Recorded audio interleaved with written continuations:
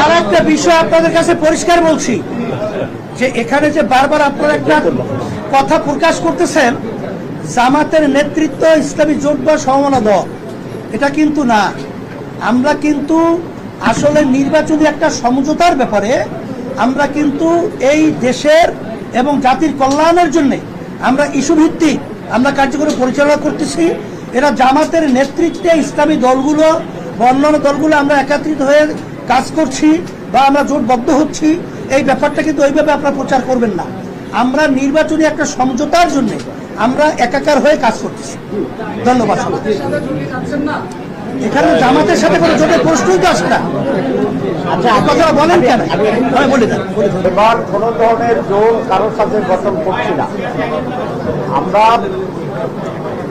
আগামী নির্বাচন এবং একটি রাজনৈতিক সমঝোতার দিকেই সাথেই আমরা কাজ করছি এবং ওয়ান বক্স পলিসি আমাদের, যে আমাদের সাথে যারা নার্সিংয়ে থাকছেন সেখানে যিনি যে জায়গায় ক্যান্ডিডেট হবেন সেখানে আমরা আর কোনো ক্যান্ডিডেট দেবো না, একটা মাত্র থাকবে। সুতরাং এটা নির্বাচনী সমঝোতা and one box election policy. সবাইকে ধন্যবাদ।